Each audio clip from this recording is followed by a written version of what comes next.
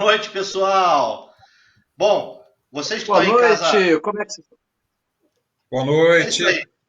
Olha só, eu tô trazendo hoje para vocês uma pessoa aqui que é muito especial para nós no canal, né? Em 2018, nós só conseguimos fazer aquele review do Mustang GT porque esse cara que está aí, o João Marcos, nos emprestou o carro. Ele ligou lá de Detroit para os caras da Ford aqui no Brasil e falou: pô, empresta o carro lá para os caras. Você lembra disso, Gildo? Lembra disso, Plínio? Se lembro, até hoje esse foi o carro que eu dirigi no canal que eu mais gostei. E eu também acho, aliás, não foi o carro, foi o videogame que eu dirigi que eu mais gostei aqui no canal. João, obrigado, viu, cara? Com você a palavra um pouquinho, João. Fala com seus amigos. E aí, pessoal, boa noite. Primeira live, a gente não esquece, né? Agradeço aí a oportunidade de estar aqui dividindo um pouco da minha experiência com vocês. Hoje a gente vai falar sobre design, falar um pouco sobre a minha história dentro da área de design automotivo, né? Vai ter um filminho sobre o Mustang primeiro, né, pessoal? Mas depois a gente vai conversar um pouco mais sobre a minha passagem dentro da indústria automotiva. Plínio, solta aí então, Plínio. Vamos lá, vamos assistir esse filme do Mustang então. Bora, Felipe!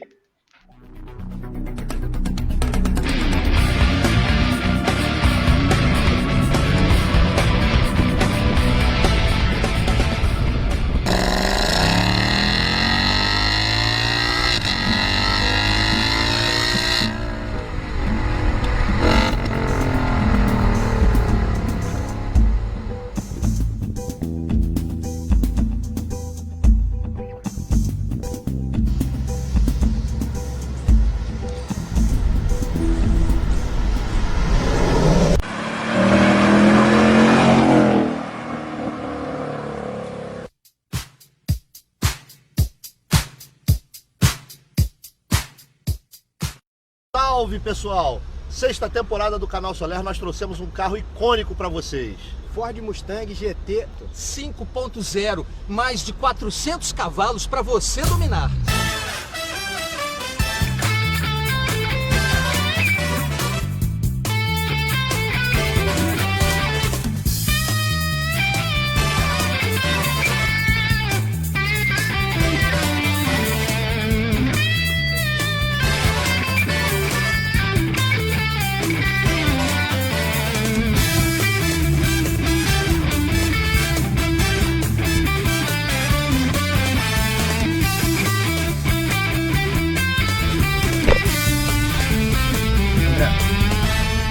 Esse Mustang aqui, ele é diferente de todos os outros Mustangs.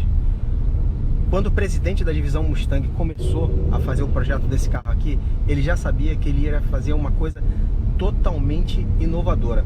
E esse carro aqui, ele não tem nada a ver com os outros Mustangs. Claro, ele tem capô longo, teto baixo, traseira curta, que deixa o carro lindo. a grade de tubarão.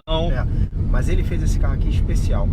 Inclusive, uma brincadeira que ele falava sempre, né, quando ele tinha as reuniões semanais com a diretoria, ele nunca sabia se o pessoal ia cobrar, né, de como estava indo o projeto ou se ele ia ser demitido, porque ele não seguiu nada do que a Ford indicou. Ele quis fazer um carro ícone e ele conseguiu fazer esse carro ícone.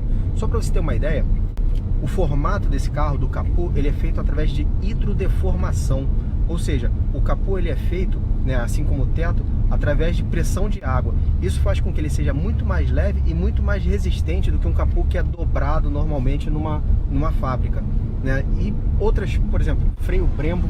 Pô, esse carro Sensacional, suspensão independente na traseira. Suspensão independente na traseira. Primeiro Mustang em 50 anos a ter suspensão independente nas 4 rodas. Exatamente, o carro é extremamente equilibrado, é um carro gostoso de se dirigir, não tem nada a ver com aqueles carros que a gente conhecia americano, que ele entra, sai pulando na curva, né, é difícil de domar.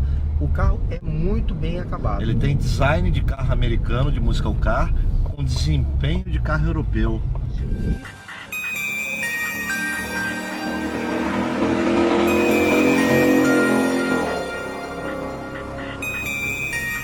Sabe que é o carro internacional, né? Aquele carro, né, que é feito para, digamos assim, o carro para rodar o mundo todo, né?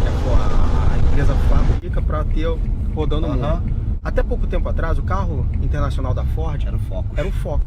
Mas com esse Mustang aqui, o carro internacional agora da Ford é o Mustang. Inclusive, essa é a primeira vez que a Ford está trazendo oficialmente o Mustang para o Brasil. Todos os outros Mustang que a gente vê rodando aqui no Brasil foram de importação independente. Essa importação aqui é pela Ford mesmo. Oficial. Oficial. Você vai na Bracon, tem toda a manutenção do carro, tá tudo lá na autorizada Ford. E uma coisa que eu achei sensacional, e a Ford está de parabéns, é o seguinte, pessoal, o brasileiro gosta de carro de verdade. Então, pô, ela trouxe o que ela tinha de melhor, que é o Ford Mustang GT. É o melhor Mustang. Porque essa versão aqui, ela é feita, essa daqui é a V8, né, motor 5.0, 466 cavalos. Ela trouxe o que ela tinha de melhor, que é o V8 aqui pro Brasil. Isso está de parabéns. Uma coisa que eu gosto no Mustang, que essa aqui é a 6ª geração de Mustang, né? É um carro que tem história. É o ícone dos muscle cars. Esse carro aqui foi o primeiro carro americano que o mundo acordou para ver, uau, olha o que esses caras fizeram. A impressão que eu tenho é que talvez tenham transferido um pouco mais de peso para a traseira nesse novo projeto, uma pilotagem mais esportiva.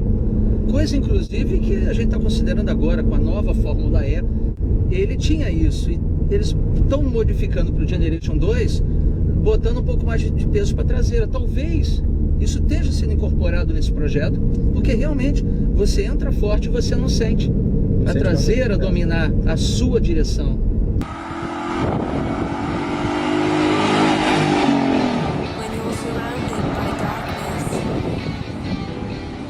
Eu acho que também pesa muito essa questão da suspensão independente nas 4 rodas. Isso daí, inclusive, foi um segredo guardado, que era descoberto, não descoberto, era desconfiado. É a história dessa suspensão também, né?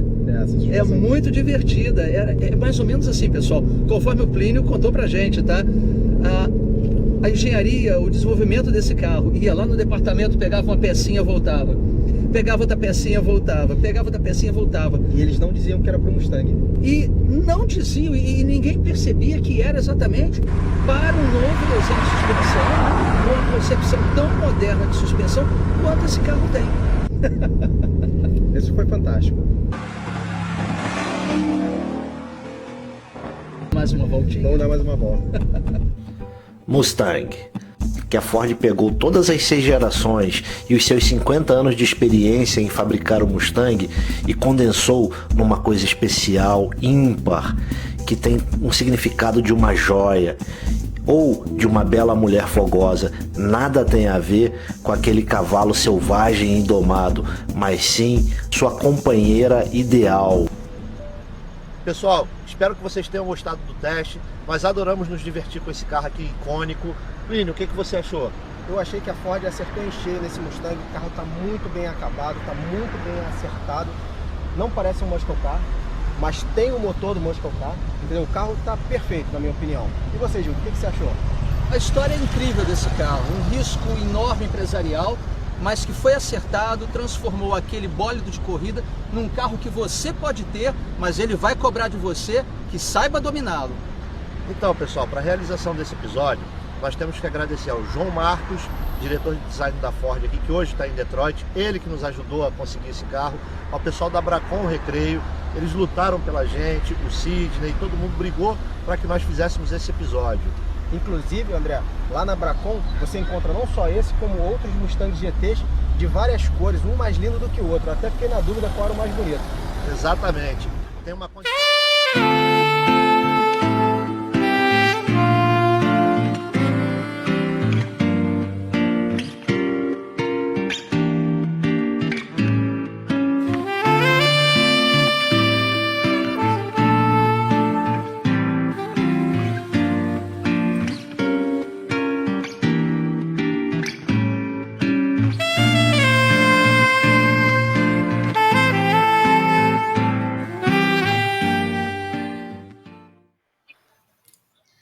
João, obrigado, João.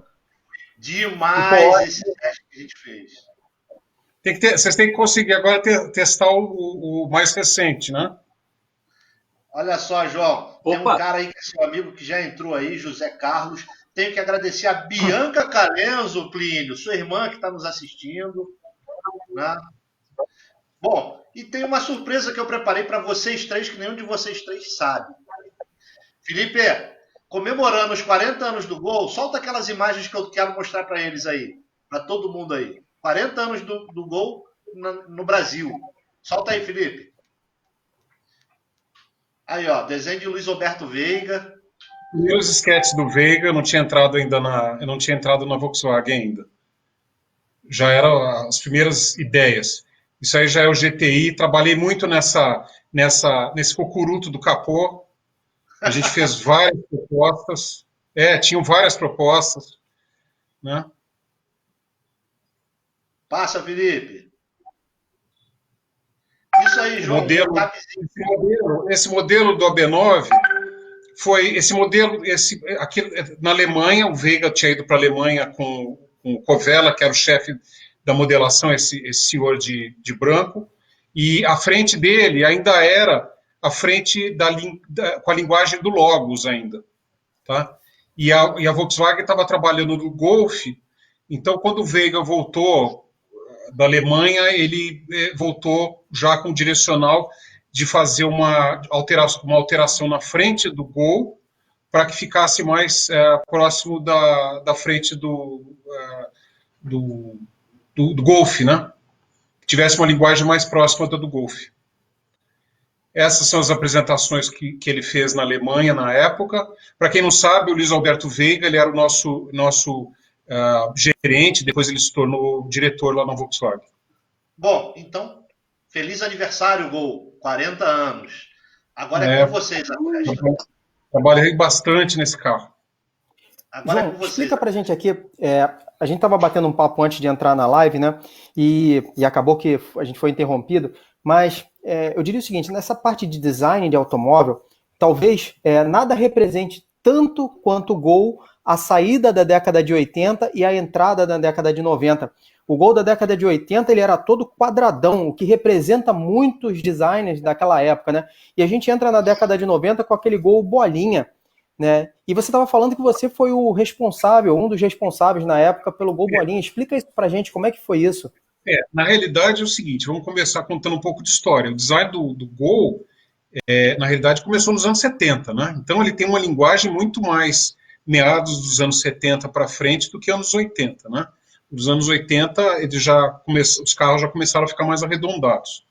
E ele tinha uma linguagem muito parecida com o Scirocco, que era o carro esporte que a Volkswagen fazia na Alemanha. Então, por isso aquela traseira truncada, né, cortada, na época, causou um pouco de estranhamento no começo, né?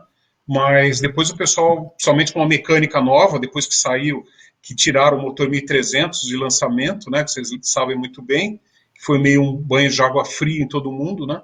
Então, era um carro super moderno com motor do Fusca, né? Mas aí, quando eu entrei na Volkswagen, na realidade o design já estava definido, o design do Gol em si, ele já estava definido pelo Veiga e a equipe que estava anterior a mim. E aí, quando eu entrei, tinha um designer que estava trabalhando lá, que já era um senhor, ele se aposentou. E eu acabei assumindo a responsabilidade de tocar o carro no sentido de fazer ele acontecer. Quer dizer, você tem o design do carro, não é simplesmente você entregar um design para a engenharia, você tem que torná-lo viável, né, não só tecnicamente, mas economicamente. E o meu trabalho, desde praticamente logo que eu entrei na Volkswagen, foi fazer o carro se tornar viável. Reuniões com engenharia, reunião com fornecedor, reunião com planejamento de produto, product planning, né, que tinha o dinheiro na mão, você tinha que fazer às vezes muita troca, né, aquilo que o cliente vai perceber, não, aqui o cliente não vai perceber muito, a gente abre mão um pouco, né. Então, esse trabalho todo de negociação foi muito bacana.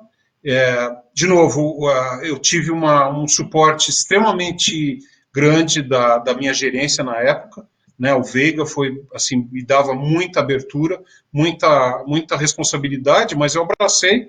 Foi o meu primeiro trabalho realmente na indústria automotiva, né? Eu fiz estágio na GM, mas era estagiário. Quando você vai para uma empresa do tamanho da Volkswagen, de repente cai no colo um Gol, que era o best-seller da Volkswagen, não é brincadeira. E eu acho que foi um aprendizado muito grande, foi uma escola fantástica, né? Você conhecer o carro, não só o interior, que eu acabei desenvolvendo também inteiro, né? O painel de instrumentos já tinha o tema, mas eu desenvolvi todo o resto, que não é pouca coisa, e viabilizar o painel também, né? E o exterior, depois acompanhar todo o desenvolvimento de superfície, né? Eu tinha o apelido lá que o pessoal me deu, que era o Johnny Highlight, né? Porque eu era o cara que aprovava a superfície. E eu acabei aprovando a superfície de todos os programas. Eu aprovei do Gol, da Saveiro, da Paraty, interiores, caminhão, e muitos outros programas. Eu acabei aprovando superfície. Era o cara que aprovava a superfície para os fornecedores receberem, né, como informação. Agora eu tenho uma pergunta, deixa eu voltar um pouquinho para trás. Você falou que você foi o responsável pelo cucuruco do Gol GTI 16 válvulas. Aquilo ali para mim sempre foi um mistério. Motor, se você olhar aquele motor fora do carro, você não diz que aquele motor vai entrar dentro do carro, né? Ele é um motor de Audi, né? Não me pergunte detalhes técnicos, porque a gente, como designer, a gente não tem tanta intimidade, né, com a parte mecânica, mas é um motor enorme. Quando eu olhei o motor uma vez na área de protótipo, eu não acreditei que aquele motor ia entrar num Gol, né? Só que, claro, o carro não foi desenhado para aquele carro. Então, na hora que foi fechar o capô, né, faltou espaço, né, que no fim saiu aquele cucuruto lá, mas houveram várias outras ideias. Tinha uma entrada falsa, ele mais quadradinho, mais linear, entendeu? Mais comprido, fazer um capô inteiro mais alto, aí ficou esquisitíssimo, abaixa, quer dizer, na realidade, o que acontece? O design é assim mesmo, né? São experiências, né? Não é tudo que sai de uma vez, nada sai, a criação não é uma coisa assim instantânea, né? Você é de experimento, muita coisa fica bonita no papel, na hora que você coloca nas dimensões reais, ela não funciona. Ou às vezes você faz um modelo em escala, quando você passa para o modelo em escala real, aquilo que tinha ficado bonito em escala ficou horrível, entendeu? Eu tive experiência nisso. Uma vez eu estava desenvolvendo o Fox, no interior do Fox, e a gente fez um carro protótipo. Uma das ideias que foram geradas... Não fala de Fox, não. Não fala de Fox, não.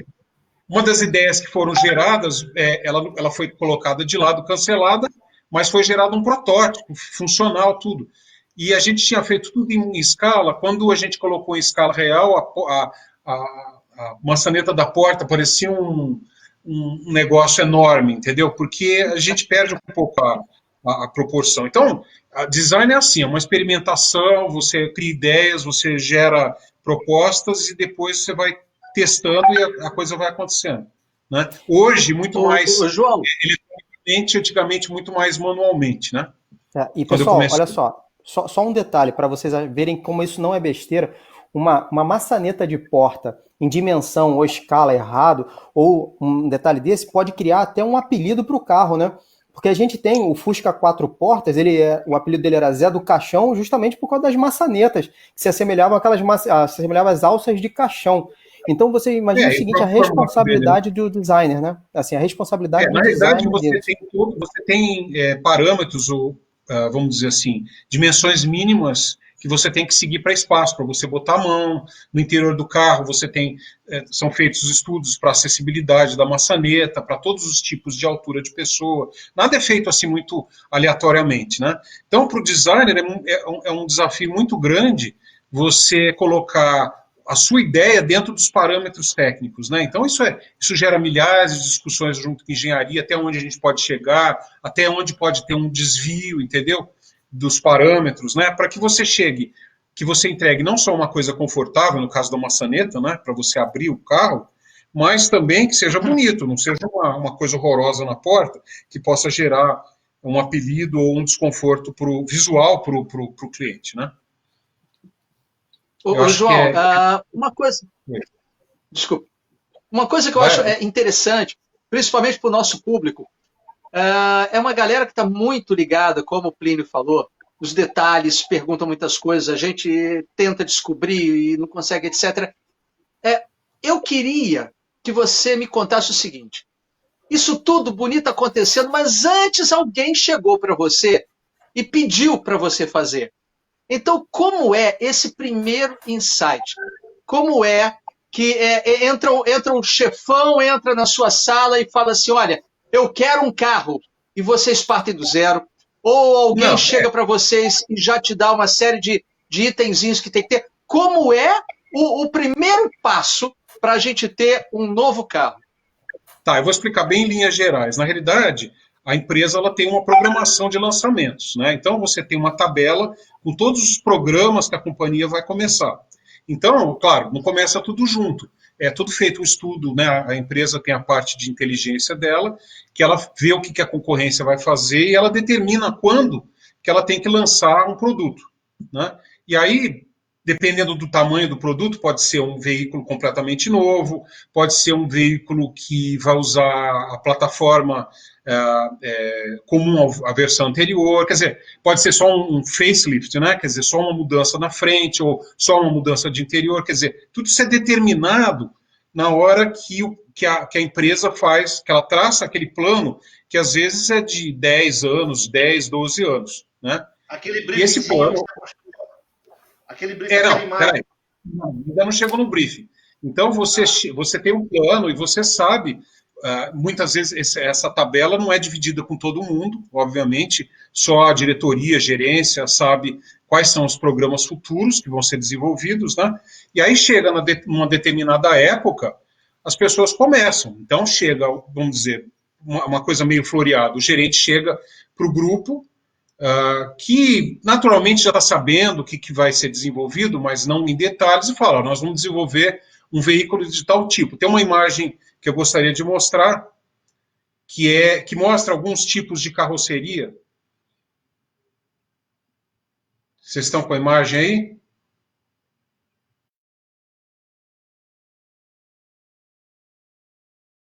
A quantidade de veículos, quantidade de tipos de veículos que você pode ter. Você pode ter um carro pequeno, um carro econômico, né, um tamanho de um Gol, um carro luxuoso, um carro esportivo, uma minivan, uma SUV, uma picape, um veículo comercial, e assim vai. Tem outras variáveis, né? Hoje em dia a gente começa a ver outras variáveis surgindo, né? Então você recebe esse briefing e começa a trabalhar em sketches, né? O que são os sketches? Os sketches são ilustrações, ideias, né? Como eu falei, você sabe o escopo do programa. Vamos dizer que seja um carro econômico, um carro pequeno. Vai ser só, eu tenho o carro de hoje, eu vou fazer uma frente nova. Então, você sabe que da porta, da coluna A para trás, vai ser um carro igual ao anterior. Mas a frente vai receber nova. Né? O que eu posso fazer? Você pode fazer um paralama novo, você pode fazer um para-choque novo, um farol novo e um capô novo. Beleza. Ou pode ser um carro totalmente novo. Aí você tem uma folha em branco, né? Você não está começando já com alguma coisa. Por exemplo, se o escopo é aquilo que eu falei, você tem um paralama novo, eu tenho que manter o detalhe da caixa de roda, porque a caixa de roda traseira também tem aquele arco igual, eu não posso fazer uma coisa diferente da outra. Então, existem as limitações que o designer enfrenta, né? Se vocês quiserem saber mais alguma coisa, vocês irem falando, perguntando. Isso é o package. Isso aí é o package. Aí vamos dizer que você vai fazer o carro totalmente novo. Então, tem uma turma que é de package, né? O que é package? Pacote, né? Em inglês. Que começa a estudar os espaços internos do carro. Como é que os passageiros vão ficar, quais as dimensões. Aqui não tem exatamente as dimensões, mas é um estudo, basicamente é um estudo como está aqui, um carro pequeno, um sedã e uma picape. Os espaços... É um ergoman aqui com as medidas que você tem do homem da pessoa que você vai usar, né? Que pode ser pelos extremos, é isso? Você faz os estudos, que pode ser pelos extremos, né? A gente chama de manequim, né? Você tem os manequins 95%, que é uma pessoa mais alta, manequim de 55%, uma pessoa bem baixa, e aí você faz um estudo eu não me lembro agora qual era o o manequim exato, que é feito no estudo, mas eles colocam, em geral, duas pessoas de estatura média para você determinar as dimensões, né? Mas, claro, eu vou fazer o estudo de espaço para a cabeça, né? Eu faço uma avaliação de mercado. O que eu tenho nessa dimensão específica, o que eu tenho na concorrência? Eu tenho X. Então eu tenho que atingir no mínimo X ou um pouco mais. Né? E aqui também já te dá uma noção da engenharia do carro, né? Porque você está vendo onde está o motor, onde você tem as dimensões. Claro, você tem o tema, né? Você tem o tema, que a gente vai falar um pouquinho mais para frente. O tema tem que caber dentro, tem que ser colocado em cima desse package. É claro, se você fala que é meio difícil, mas pode acontecer. Você falar o espaço para o passageiro atrás. Vamos falar para o passageiro atrás, que é sempre mais crítico. Né? Ele está ficando muito alto e você quer ter uma linha de teto que é mais rápida, mais acelerada, e aí você vai discutir com a engenharia, olha, eu preciso subir, e às vezes é discussão de milímetros. Eu queria subir 2, 3 milímetros, porque isso vai fazer diferença no design, descer 2, 3 milímetros, porque isso vai fazer diferença no design. Mas vai impactar no espaço para a cabeça, e o meu target é X, porque o concorrente Y tem essa medida e o target nosso é ter a mesma medida do que o concorrente. Porque isso tem um time que estabelece também os objetivos, né? Aonde a gente quer ser melhor, aonde a gente quer ser competitivo, né? Ô, João, uma pergunta. A gente fala de package. Quando você está no Brasil, e eu acredito que cada um tem a sua dimensão, né, nos seus países, as suas características físicas de cada país, de cada continente. A gente fala muito de carro mundial. Um carro feito com um package que é entregue para você aqui no Brasil, ele vai receber bem, se ele for exportado, for mandado para a Ásia, para a Oceania, ele vai receber bem o motorista, o passageiro, dentro das dimensões que vocês trabalharam aqui no Brasil? Isso é um ponto interessante, porque na realidade os manequins são padrões, é padrão internacional. Então, se você fala que o manequim é 95%, é uma pessoa de 1,85 m, 1,87 m. É uma altura padrão. 1,87 aqui no Brasil vai ser 1,87 na China. Mas tem um negócio interessante, que quando a gente desenvolveu, quando a Ford desenvolveu o carro, ele foi desenvolvido para a Índia também. E na Índia, parte da população usa turbante. Então, a gente teve que ter um manequim específico, vamos dizer, com as dimensões de um turbante, para que, principalmente no banco traseiro, porque eles têm muito motorista lá. Então, a gente teve que contar com esse tipo de dimensão específica para fazer um teto que acomodasse bem uma pessoa com uma dimensão tal com um turbante. Então, é um negócio que foge ao padrão. Foge ao nosso padrão. Entendeu? Tem uma pergunta aí do pessoal de casa, do Flávio Carlindo. Ele falou o seguinte: na verdade, o desenvolvimento da carroceria para um carro totalmente novo, em termos de design, começa pelas dimensões do motor que ele vai utilizar. Está correto esse raciocínio? A gente vai chegar numa outra imagem que eu queria mostrar, que tudo que a gente tem que levar em consideração, não é só o motor. Né? A gente tem que considerar o que eu já havia falado, os ocupantes, né? A gente tem que ter certeza que vai ter espaço, né? Vamos dizer, o carro é para 5 pessoas, então ele tem que ter espaço para 5 pessoas. Espaço para quadril, espaço para ombro, espaço para cabeça, espaço para joelho, estou falando de banco, principalmente do banco traseiro, né? Aí depois você tem a parte tanto para interior como para cargo, né? Para bagagem.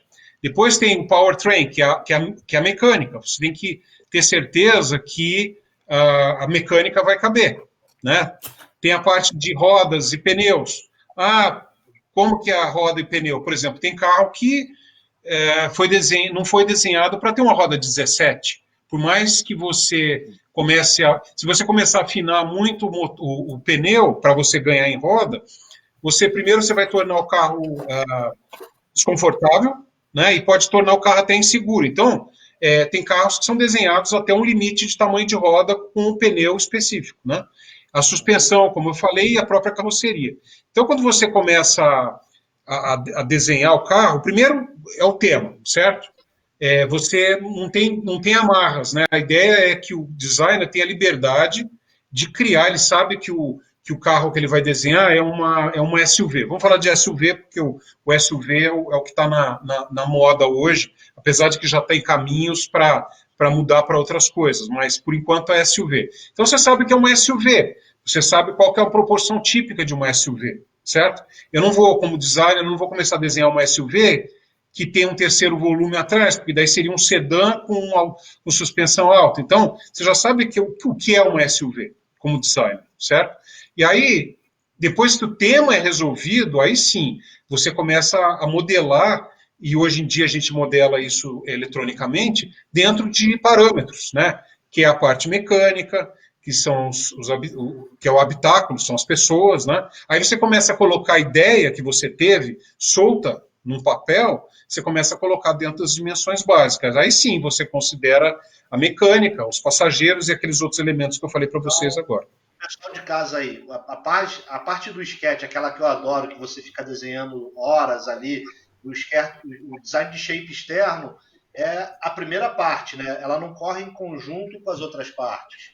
Ela começa com a premissa que você recebeu do marketing. Ela começa com essa, como eu falei, você tem o planejamento acertado com o marketing, você sabe quando que você começa o programa, né? O gerente da área sabe, daqui a 2 meses nós vamos começar a trabalhar então o programa. Então a gente sabe o que vai começar. Só que o sketch, veja bem, você tem o sketch para definir o tema. Mas o sketch, a pessoa está fazendo sketch o tempo todo, mesmo depois que já começou a colocar a ideia aprovada dentro dos parâmetros, porque ele tem que detalhar, a gente entra nos detalhes que vocês falaram agora há pouco, né? Você tem que começar a detalhar, desenho de lanterna, desenho de farol, os detalhes do para-choque, as próprias rodas você tem que desenhar, aí você recebe os parâmetros, né? Olha, a gente vai ter uma roda 15, uma roda 16, uma roda 17. Aí faz um monte de proposta, essa roda fica legal em 17, essa aqui fica em 15, né? Não, essa aqui não vai ficar boa nem em 14, esquece. Aí, entendeu? Esse tipo de coisa, é uma coisa muito... Tem sketch para mostrar para o pessoal aí, não temos? Tem sketch, vamos lá, vamos postar os primeiros sketches. A gente está usando o Jaguar I-Pace como referência. Esse é o primeiro sketch dele, né? Os primeiros livros, você faz várias apresentações com a diretoria, com a vice-presidência, para você pegar ideias, né? Você seleciona, gostei desse detalhe aqui em cima da caixa de roda traseira, gostei desse detalhe do farol, a grade é uma coisa meio como que eu vou falar, trademark, é uma coisa que é meio referência da marca da empresa. Então, se a empresa tem uma grade bem definida, aquela grade meio que vai em todos os sketches. Você pode variar um pouco, mas você não pode mudar muito. Né? E ele é bem solto, né? Oi? Ele é bem solto. Ele tá bem solto. Bem solto, você vê o tamanho das rodas, enormes, né? Você não tem, como eu falei, você sabe que é um SUV pelas proporções, mas não que você precisa se apegar a dimensões. Tem nada amarrado nessa fase. Né? E ninguém quer que seja amarrado mesmo, porque é a fase de geração de ideias, né? de forma. Aí na segunda fase, qual é a segunda fase? É quando você aí você definiu vários temas, né? Gostamos desse, depois de centenas. Aí você começa a fazer ilustrações, sketches ou renderings mais refinados, mais bem acabados, que vão suportar clínicas, né? Por exemplo, esse aqui, ele já está mais resolvido, ele já tem um tratamento de ilustração, uma coisa mais bem acabada. Você percebe a superfície, né? Você começa a perceber a transição de superfície, você começa a perceber detalhes de lanterna, farol, grade. Não é o final ainda, né? Como eu falei, isso tudo vai passar por fases de teste com o consumidor. Esse seria um tema. Em geral, você faz um tema mais ousado, faz um tema mais conservador, né? Você cria variáveis também, um leque de variáveis, para que a gente consiga entender, ou pelo menos captar com o consumidor, qual a linguagem ele gosta mais. mas isso tudo também é muito filtrado, né? O consumidor sabe aquilo que ele está vendo na rua, ele não sabe o que vai estar na rua daqui a 4 anos, né? Você tem que dar aquela filtrada João, no que... Oi. Pela sua experiência, pelo que você conhece do mercado, dos mercados do mundo, o mercado brasileiro, o consumidor compra pela beleza do carro ou ele compra considerando a parte técnica do carro? Olha, eu acho o mercado brasileiro muito engraçado, no sentido de que eu vi discussões outro dia na internet que o cara comparava, ele não sabia se comprava um sedã, um Fusion ou uma picape, né? Quer dizer, você vê muito consumidor que não sabe exatamente, ele tem vamos dizer, um caixa, e ele vai procurar aquilo que cabe no caixa, mas, sabe, às vezes é meio confuso. Eu acho que, apesar de tudo, ele amadureceu muito nos últimos anos. Eu acho que essa coisa da informação e tudo que vem de fora, né, eu acho que o consumidor está mais exigente. A princípio, ele comprava muito pelo design, ainda compra muito pelo design. Eu vou dizer que é o tópico, o primeiro tópico na lista que a gente chama de why buy, né, por que comprar, é o design, né, o cara... o comprador ou a compradora, eles querem realmente estar num carro bonito, querem valorizar o dinheiro que eles gastaram. Né? O carro no Brasil é um bem muito caro, é um bem de difícil acesso. Você não vai comprar uma coisa ou investir o seu dinheiro se não for numa coisa que seja bonita. Né? Então eu acho que o design ainda está lá. A parte técnica, eu diria que viria em segundo lugar, talvez. Eu acho que economia... O desempenho, eu acho que ainda é uma coisa muito de nicho, sabe? Se a pessoa está levando um carro... E você vê pelos lançamentos, né? Você vê lançamentos recentes que não investiram tanto na mecânica, e a Renault, por exemplo, lançou o novo Duster, e ela preferiu manter a mecânica anterior, com o mesmo câmbio, acho que de 4 marchas, né? Acho que é 4 marchas que eles têm. E investiu realmente na aparência, porque é uma coisa que, na hora que você vai pesar, o cliente vai comprar um carro bonito. João, tem uma pergunta de casa aí. Tem uma pergunta de casa aí para você. André, são 2 perguntas, na verdade. André Cupelo, primeiro, perguntou: a ergonomia é um dos fatores mais importantes na indústria automotiva hoje em dia? Dedé Cupelo, obrigado por estar nos assistindo. E o outro é da Maria de Almeida Loureiro. Para os carros mais compactos, seguem os mesmos critérios? Pergunto, por exemplo, o meu tem 1,72 metros de altura e de quando lançaram o Renault Kwid, minhas pernas não cabiam, mesmo deixando o banco no último estágio dos meus joelhos, batiam no volante. São as 2 perguntas que a gente acabou de receber aqui. Eu acho que vamos falar um pouco, eu acho que as 2 têm a questão da ergonomia. Eu acho a ergonomia um negócio extremamente sério, né, porque você comprar um carro lindo e maravilhoso, e no primeiro dia que você vai dirigir, você já percebe uma coisa que te incomoda. Né? Eu já tive um carro que eu tenho 1,88. Eu dirigi um carro uma vez, um bom tempo, que eu não sabia o que fazer com a minha perna esquerda. É estranho, né? Era um carro automático, mas ela não se acomodava. Não era uma questão de falta de espaço, mas era um negócio, sabe? Putz, o que eu faço com a minha perna esquerda, sabe? Que eu nunca tinha sentido isso em nenhum outro carro. Então, eu acho que assim, não adianta você fazer um carro que é bonito sem que a pessoa se sinta confortável. E quando eu falo se sentir confortável, não é uma questão de banco só. É uma questão dela conseguir enxergar os instrumentos de acordo, conseguir acessar os instrumentos e controles de acordo, né?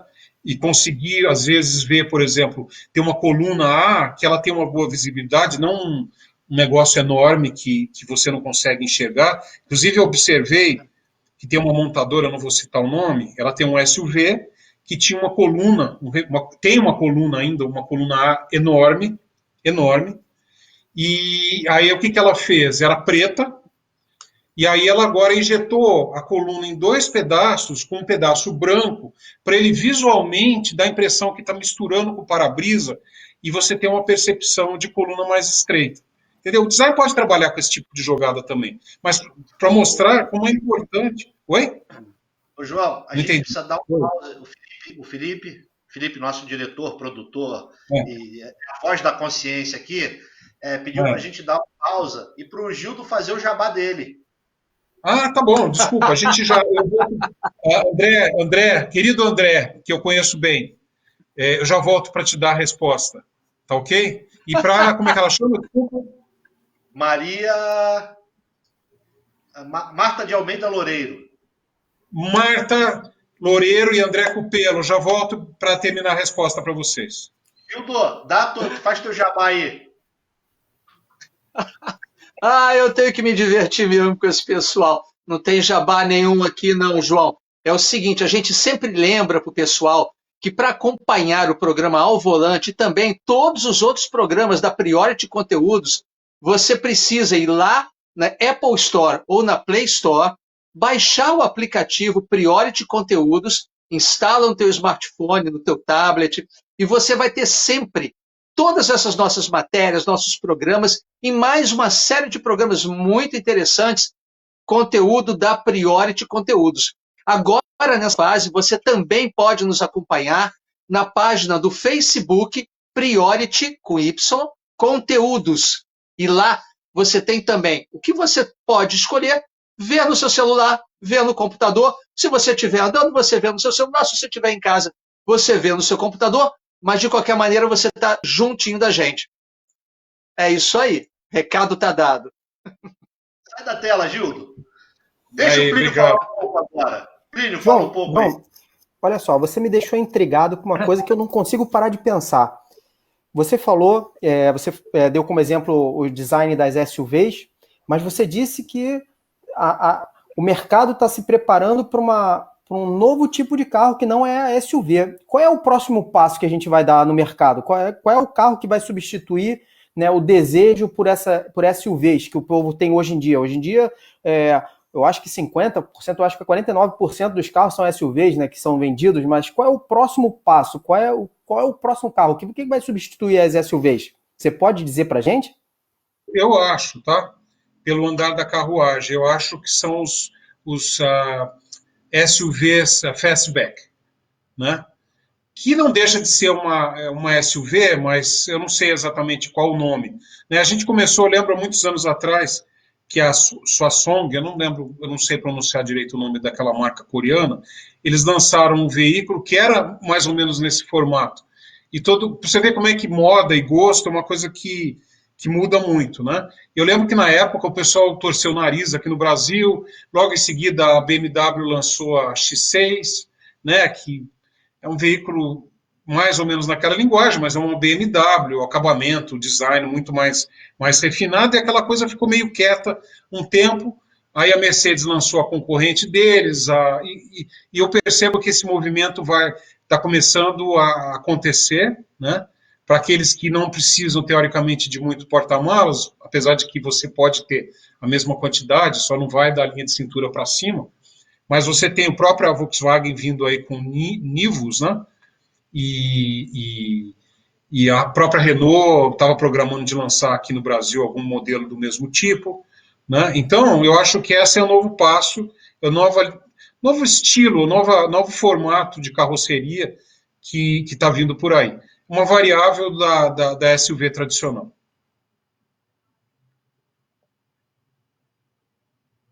Aliás, duas coisas. Lembrando, com o que você comentou agora, eu me lembro que há alguns anos atrás, a General Motors lançou a Marajó com a traseira truncada. E não agradou no mercado, foi um impacto muito grande. Mas nós tivemos que usar esse carro como um carro de resgate, um fast intervention, durante um grande prêmio de Fórmula 1 aqui. Ela era a perua do Cadete, na real, Ipanema, não era Marajó. Que ela tinha o vidro em pé atrás, era Ipanema. Isso, Era de Ipanema, né? Inclusive dava muito problema em Lava Jato, porque aquela esteira rolante vinha e voltava e quebrava o vidro traseiro. Eu lembro porque eu trabalhava na GM, eu era estagiário na GM e fiquei sabendo desses casos. Então faz bastante tempo. João, me diz uma coisa. Não sei, e tem mais uma perguntinha. Oi. Quer fazer, Plínio? Eu quero fazer sim. Pô, afinal de contas, é sempre que a gente tem o João aqui. Faz o Plínio. Não, sem pergunta, porque tem uma coisa que tem que mostrar. Pessoal, a gente ganhou uma autorização de usar um filmezinho que pegamos lá nos Estados Unidos. Felipe, solta o filme aí pro pessoal ver. Trata-se do desenvolvimento do Mustang, um pouquinho do que a gente falou aqui. Daylight was just breaking and the sun was just starting to come up. And the car was sitting out there. The light was just hitting it perfectly in every way. And there was no one there. It was me. And I was able to walk up to it and look at it and sit inside it and really feel like I'm getting ready to take off.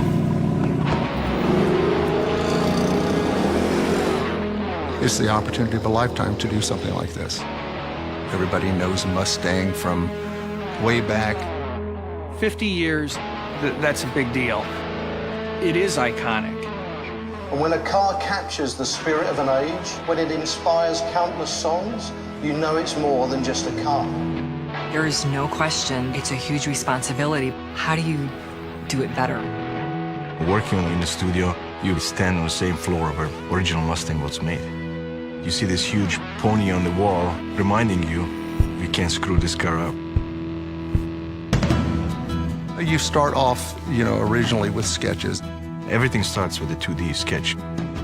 I started sketching on the side view to this fastback profile. We're gonna change the proportions of this car. We're gonna make this car lower, we're gonna make this car wider, bringing it back to the original roots in a modern way. We had elements in the interior that we knew a Mustang had to have. Large analog gauges in front of the driver. It had to have a double brow theme. We were really going for something that felt more efficient. So we started looking at airplane wings and how they go together and how they're constructed. And that's kind of where we picked up on this cockpit of an airplane, fighter pilot kind of feel. As they're designing, we are developing colors, materials, fabrics, perforation patterns on the leather. And then they start creating the three-dimensional clay models. The clay modeling process helps all of us to translate that sketch into a three-dimensional object. We communicate to our clay modelers with the tape. Everything flows from one stage to the next stage. First we plan, then we design, then we're into the engineering. We're running simulations constantly. Because the car is all new, we had to do a lot of testing. Everything from the way the car rides to how it steers to what it sounds like. We have a new EcoBoost engine. It gives you that great performance. It feels very nimble and light.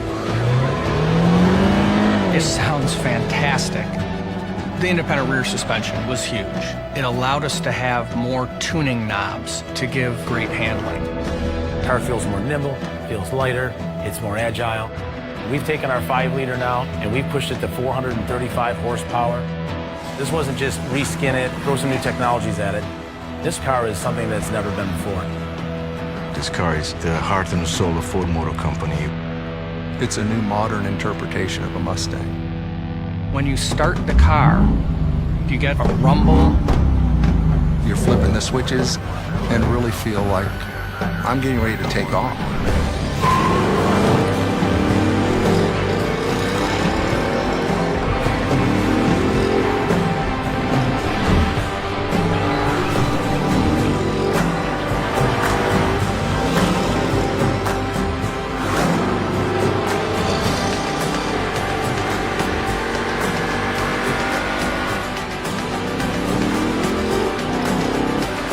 It just gives you that feeling, like you think about the Mustang and first word comes up is freedom.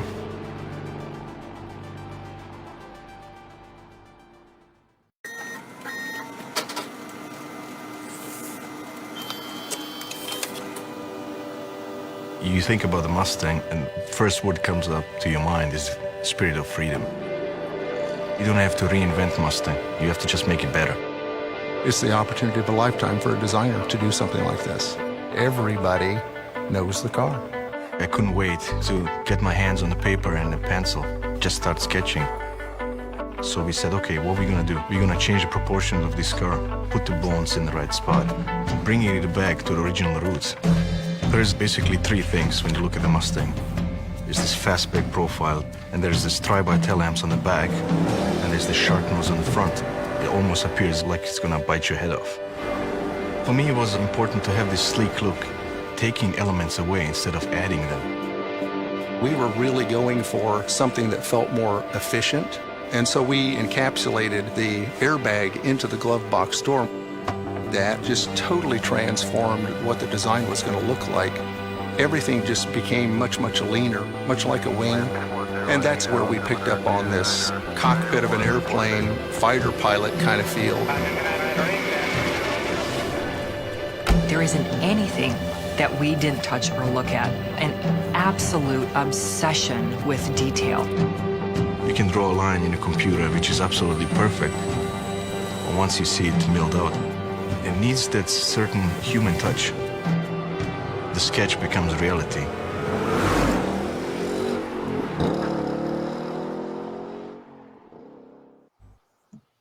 Bom, pessoal, cara, eu sinto saudade de toda vez que eu vejo esses vídeos de estar de novo dentro de um Mustang.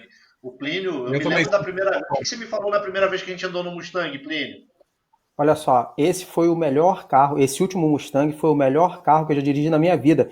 E eu tô falando o seguinte, ó, já dirigi Lamborghini, já dirigi Ferrari, Corvette, mas o Mustang, esse Mustang, ele realmente toca a gente de uma maneira diferente.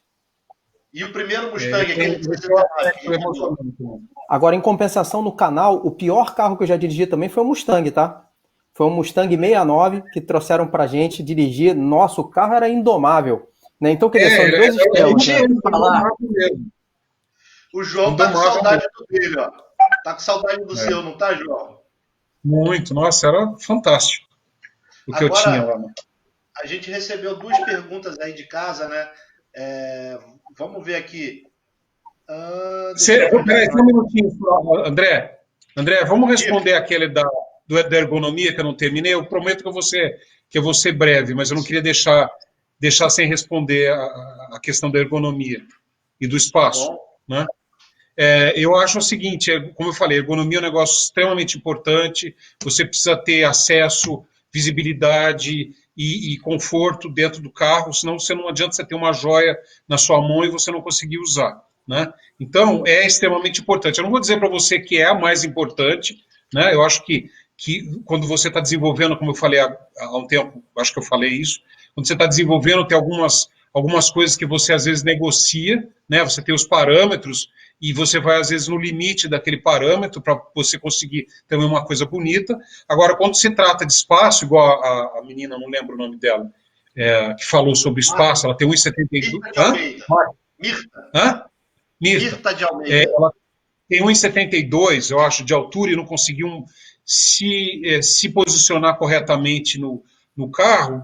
Aí o que eu posso falar? Eu acho que é uma questão de opção da montadora. Eu não sei, eu não posso discorrer sobre quais foram os trade-offs, né, as trocas que eles fizeram para ter um carro que chegasse. Eu lembro de um carro em que o banco não chegava muito atrás. Por quê? Porque na hora de fazer as dimensões traseiras, em que você usa o banco todo para trás, se você fosse deixar o espaço dianteiro para uma pessoa, para um manequim mais alto, você não sobrava espaço atrás. Eu já passei por isso, eu não vou citar nomes nem aonde, mas eu me lembro muito bem desse caso, entendeu? Então, a gente não sabe, cada montadora pensa de uma forma. Mas eu concordo, é um negócio super importante, porque você pode até vender o carro, porque você não se sente bem. Não é um negócio que você chega no final do dia, você está com dor nas pernas. Por quê? Porque você está com pouco espaço. Ou você está com o banco muito baixo, a sua perna fica muito tempo dobrada. Mulher tem o lance do salto, né? Tem mulher que dirige para o salto, né? Por incrível que pareça. Porque deve ser difícil para caramba. Mas se não tiver na posição do banco certo, nossa, chega no final do dia, a mulher está destruída, né? Eu acho que é um negócio super importante. Então, espero ter podido responder as duas perguntas. Agora, olha só. Adriano Zanetti Pereira.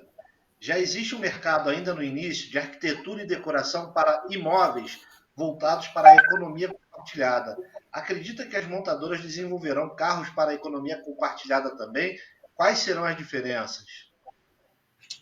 Bom, quando a gente fala de economia, eu não só acredito, como eu sei que as montadoras estão desenvolvendo, né, os próprios carros, os carros autônomos, né, já estão indo nessa linha. Não seria um carro particular, mas seria um carro para serviço, né?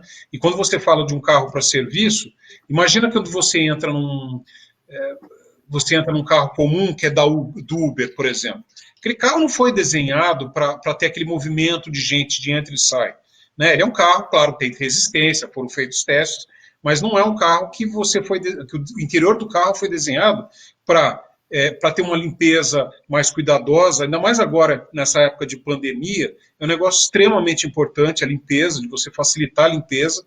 Então, se você cria um carro que o interior ele é mais tradicional, fica muito mais complicado de você limpar. Então, imagina um carro para transporte público, né, como se fosse um vagão de trem, mas menor, muito menor, em que você vai transportar pessoas, né? Você vai ter, não diria compartilhado, como o Adriano perguntou, mas não compartilhado no sentido de eu vou deixar o carro, mas assim, as pessoas usarem o serviço do carro, né? Quer dizer, o carro seria mais um coletivo do que compartilhado, né? Aí você tem que pensar na simplicidade ou na facilidade de limpeza e da pessoa não esquecer uma bolsa, não esquecer alguma coisa dentro do carro, ter cantinhos escondidos, né, em que a pessoa esqueça alguma coisa dentro do carro. Conectividade, né, você tem que ter conectividade nos carros. Hoje em dia você não pode entrar num carro que você, de repente, não tem, a pessoa, se ela tem só o Wi-Fi, se ela não tem uma rede boa, ela não tem uma conta tomada boa, USB. Né? USB, ela tem que, entendeu? Mas tudo tem que ser muito prático, né? O quanto menos, né, esse negócio da pandemia, eu não quero tocar nas coisas, entendeu? Então as coisas têm que ser fáceis, né? Ô, João, um carregador. Oi. Aqui, né? Eu acho que. André, Adriano, espero ter respondido a sua pergunta. Ficou claro. Agora temos uma outra pergunta, que é do Marco Aurélio Micoli. A questão do meio ambiente tem trazido soluções inovadoras na indústria automotiva, principalmente com carros elétricos. O que muda para os designers no desenvolvimento de um carro elétrico, por exemplo, ou um híbrido? Bom, o carro elétrico em si só, ele já te dá um package diferente, né? Quando eu falo de package diferente, não vai afetar exatamente, por exemplo, os passageiros. Porque você pode afetar, porque você pode ter um carro, por exemplo, que a bateria, ele é todo o assoalho do carro é a bateria. Então, a posição do motorista ou dos passageiros é muito mais alta, né? Então você já te afeta, né? Eu acho que a bateria em si, ela já afeta muito. Peraí, a própria... Peraí, João. Oi. Só lembrando, Felipe, bota a imagem do package aqui para o pessoal lembrar o que é o package. É o slide 2, eu acho, que se não me engano. É o 2. Então, imagina que você vai colocar a imagem. Esse aqui é um carro tradicional, né, com motor a combustão. Então, você tem o motor localizado na frente, alguns carros têm um cardan que passa para trás, mas vamos dizer assim, um arranjo tradicional do motorista e passageiro, mecânico e porta-malas. Quando você fala de um carro elétrico, você vai, na maioria dos casos, você vai ter um carro, principalmente os que não são adaptados, né, vamos dizer, os completamente novos, todo o assoalho, abaixo do assoalho, é a bateria. Então, o motorista e passageiro, eles sobem, né? Então, por aí já te afeta o design do carro, não vai ser um design normal. Você vai ter que subir. Então, por exemplo, você olha esse lançamento da Ford, que eles estão fazendo agora, que é o iMac, né? iMac. Ele é um carro mais alto, ele é mais SUV. Hã? Não entendi. Beleza. Ele é um SUV, porque naturalmente o motorista e os passageiros já vão ficar numa posição mais alta, né? Então a visibilidade é diferente, as linhas, as proporções do carro vão mudar. Vai afetar porta-malas, de repente você vai ganhar uma área, um porta-malas na frente, né? Que eles chamam de frunk lá nos Estados Unidos, porque é front trunk, né? E atrás é o trunk, e isso muda tudo, né? As proporções acabam, de certa forma, mudando. Ô, João, eu não deixei o Plínio nem o Gildo falar. Eu vou deixar eles agora entrar em contato com você aí. Tá. Plínio, você primeiro, que o Gildo já falou mais que você. João, uma das coisas que eu acho interessante é o seguinte, essa nossa indústria automobilística ela é muito diferente, né? Por exemplo, a gente entrou na década de 80 falando que o futuro do carro eram os carros pequenininhos e de repente a gente vê que metade dos carros hoje em dia são SUVs, né? Eu lembro também quando foi lançado o Viper, né? O pessoal falou o seguinte, olha, nunca vai existir um carro mais possante do que o Viper, que já tem 400 e poucos cavalos. E hoje a gente vê o seguinte, carros saindo com 650, 700 e carros normais, não são supercarros, né? Então, eu diria o seguinte, um monte de especialista, né, de vez em quando dá algumas opiniões e acaba mudando tudo, né? E para vocês que são designers, que eu diria o seguinte, o designer está sempre na frente de todo mundo, né? O cara está sempre projetando o que vai existir. Como é que é esse desafio de você tentar fazer uma previsão, de você tentar descobrir o que o público vai querer daqui nos próximos anos? Na realidade, o que acontece? A gente tem sempre inputs do pessoal do grupo de inteligência, né? O estúdio não trabalha sozinho, ele não cria as coisas da cabeça dele, ele pode propor, né? A parte daquilo que está rolando, né? O designer está sempre trabalhando em um programa, né? Somos todos garotos de programa. A gente está sempre trabalhando num programa. Não está assim. Tem, em geral, o que acontece? As empresas têm uma equipe dentro do design que está focada em fazer esse tipo de pesquisa e que trabalha junto com o pessoal de inteligência, né? Então, eles desenvolvem propostas em cima daquelas ideias que vêm do futuro, que a inteligência acha que vai acontecer. Tudo muda, né? A gente sabe que as coisas mudam. Você acabou de falar que nos anos 80, 90, a visão era uma, hoje eu não diria que mudou, entendeu? Porque quando a gente fala, eu acho assim, às vezes me incomoda um pouco como designer, porque a questão da mobilidade é um negócio muito importante. Mas tem a questão econômica também, né? Então, a gente sabe muito bem que carro pequeno não dá lucro para a montadora, né? Carro pequeno, você tem que vender bem carregado de opcionais para ele começar a dar dinheiro, porque você vai ganhar no opcional, você não vai ganhar no carro em si, tá? Então, carro pequeno não dá dinheiro. Mas a gente tem um problema muito grande que é de mobilidade, isso é real, né? Isso já vem sendo discutido há muito tempo, né? Então, eu acho que as empresas estão trabalhando muito nessa questão de mobilidade, estão lançando aí as suas SUVs, porque dá dinheiro e as pessoas, por enquanto, compram, mas existe muito, a coisa está andando muito rápido, acho que a indústria automotiva em si, ela vai ter que mudar e muito rapidamente, mas eu ainda sinto ela muito perdida, isso é uma percepção minha, né? Você vê a questão até de compartilhamento de veículos, né? Aqui perto de casa tem um pátio da Unidas. O pátio está lotado, óbvio, porque muita gente devolveu o carro porque está sem usar, não vai ficar pagando um carro sem usar. Mas você vê a grande quantidade de pessoas hoje que não está comprando um carro, ela está comprando, ela está alugando, ou aluga direto, ou por período, né, esse pessoal que tem Uber e tal, ou aluga por uso, né? Eu vou viajar, eu não preciso de carro durante a semana, eu vou viajar, eu alugo só o fim de semana. Quer dizer, as pessoas estão pensando um pouco mais conscientemente na questão do transporte, né? Mas é uma coisa muito complexa. Quando você fala de mobilidade, eu não estou falando só da indústria automotiva, né, automobilística, mas eu estou falando também de transporte público, a questão toda de energia renovável, né? Não adianta você pensar num carro pequeno e ele ainda é motor a combustão. Aí você fala de carro elétrico, mas ele tem uma bateria enorme embaixo que ninguém sabe exatamente o que vai fazer com ela. Essa é a impressão que eu tenho. Outro dia eu vi o Tesla querendo mandar elas para o espaço. É muito fácil, né? A gente pega, gera o lixo aqui na Terra e manda para o espaço, né? Então, eu acho que essa questão mesmo do carro elétrico, eu não acho ainda que o carro elétrico seja a solução definitiva, né? Eu acho que ainda tem muito estudo pela frente. Gildo, com você.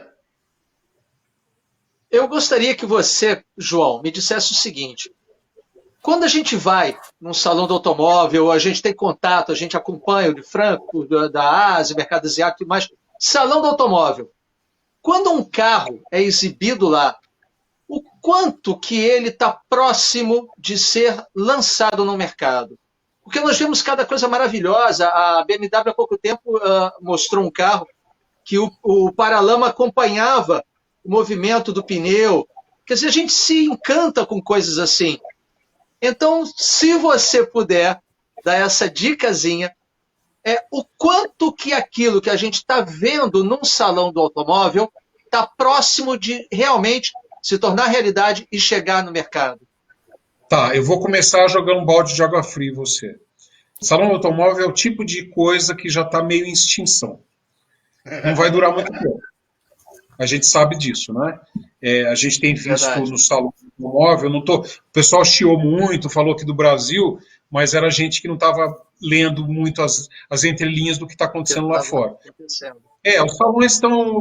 O nível de informação que você tem hoje, né, você entra no site de montadora, você vê o carro inteiro, você consegue girar o carro, entrar em detalhes, ver uma série de coisas. Obviamente não é igual você ver no salão, que tem todo aquele glamour, aquela coisa toda. Mas o salão do automóvel em si custa muito caro, né? Então, vou mudando agora, só joguei esse balde, agora vou falar um pouco dos carros, né? Você tem alguns tipos de carro que você leva no salão. Você pode levar o Dream Car, né, que hoje praticamente inexiste, né? Que é o carro que é uma coisa completamente conceitual. Eu acho que essa BMW que você está falando é praticamente um Dream Car, porque tudo que você vê em Dream Car não necessariamente tem uma tecnologia pronta para você levar para a fabricação, para a indústria. Tá? Tem muita tecnologia, eu acho que o design está muito amarrado com a disponibilidade de tecnologia. Né? Se você tem um vidro colado, antes era borracha, de repente você tem um vidro colado, você consegue desenhar superfícies mais simples, uma coisa mais lisa, né? Não tinha que criar aquela borracha horrorosa, né, no carro. Eu lembro quando eu estava trabalhando no Santana, no último Santana, em que ainda tinha aquela borracha horrível, eu tive que criar uma borracha fina porque eu queria dar o aspecto de um vidro colado, né? E então a tecnologia anda junto. Então tem muita coisa igual a essa BMW que você falou, está muito distante ainda. Pessoal, não existe uma tecnologia. Então... Oi, deixa eu só finalizar. Oi. Só finalizar rapidinho. Então, existe uma tecnologia. Tem os concept cars que você traz uma coisa mais próxima. É quase uma linguagem que você vai usar daqui a alguns anos.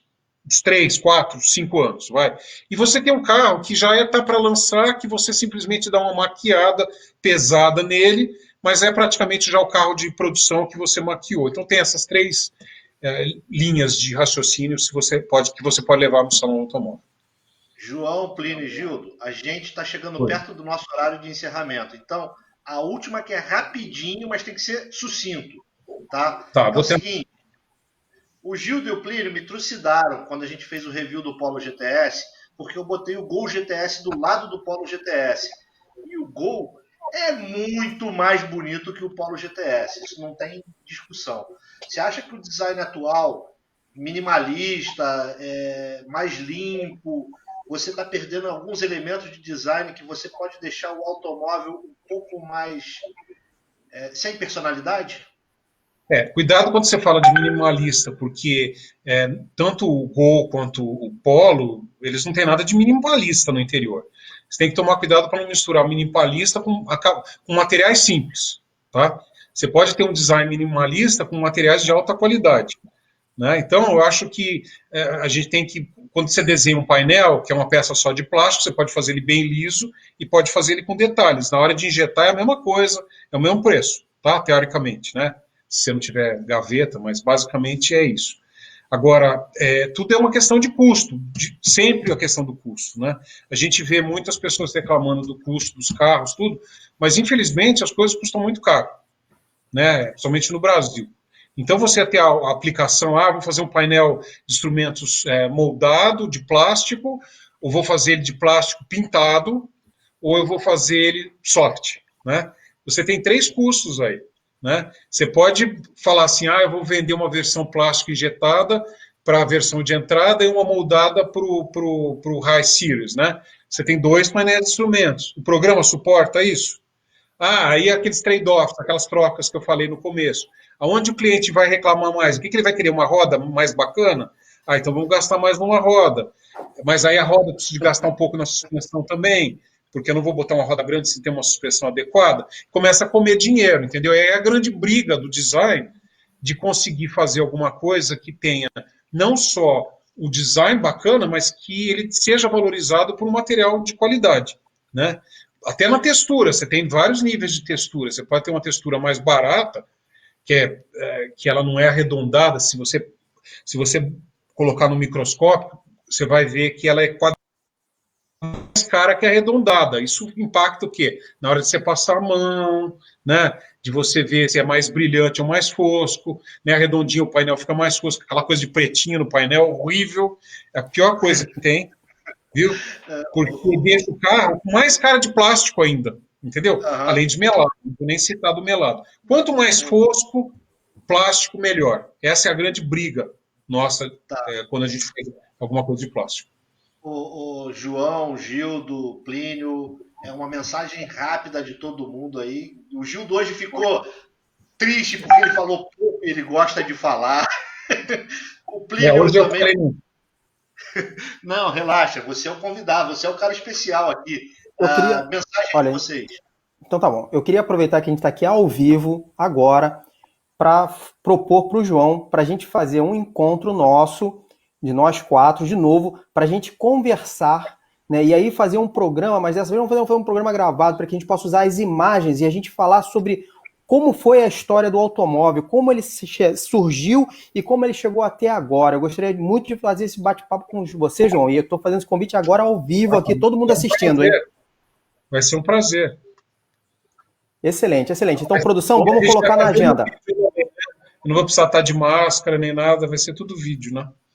Tá. Infelizmente. Fechou. Gil, sua mensagem.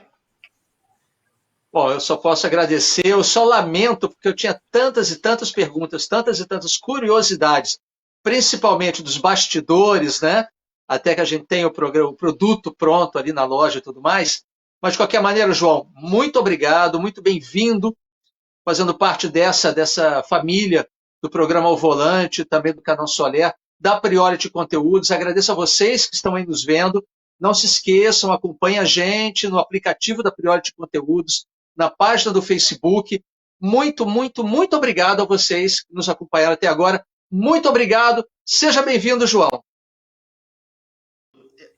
O público manda mensagem para o João, por onde? Onde é que eles encontram o João? Bom, fácil. contato@canalsoler.com.br. Se mandar, chega lá.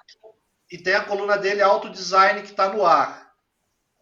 Não se esqueçam, lá no site www.canalsoler.com.br, toda a programação e a coluninha dessa fera aqui, Autodesign, para a gente aprender mais com ele. Pessoal, infelizmente eu tenho que despedir de vocês. Foi muito bom. Acabou, mas semana que vem, sexta-feira que vem, Ao Volante está de volta. E nós vamos trazer quem, Gildo? O monstro das pistas, Djalma Fogaça. Então, pessoal, tchau. Pessoal, um prazer. Eu não falei. Fala, João. Pode falar. Gente, eu queria primeiro agradecer a oportunidade. Eu acho que é o que o Gildo falou. Tem muita coisa para falar, muito assunto, muita história do backstage, né? Eu acho que é uma... eu acho que tem tanta história que dava mais uns 2 programas, eu tenho certeza. Muito legal. E tanta gente para falar, assim, falar de várias pessoas, porque a história do design aqui no Brasil é uma história cheia de nomes e de pessoas fantásticas que construíram essa história aqui, nesse país. Você volta, com certeza. Fui, pessoal. Beleza. Acabou. Obrigado. Obrigado, Felipe.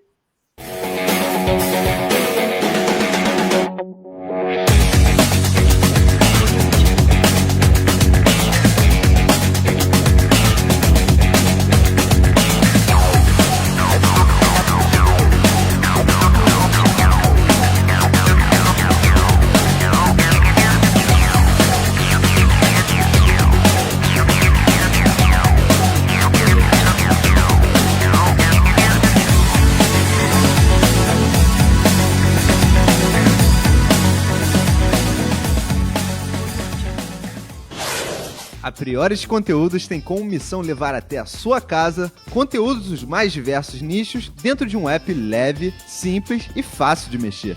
Vá até a loja de aplicativos, Google Play ou Apple Store. Digite Priority Conteúdos, selecione o app e aperte para baixar. Espere um instante e pronto! Ao abrir o aplicativo, uma lista de programas variados está disponível na palma da sua mão. Clipes, desenhos, humor, programas de futebol, kartismo, vôlei, Priority Conteúdos. Baixe o app e se divirta. A Priority Conteúdos tem como missão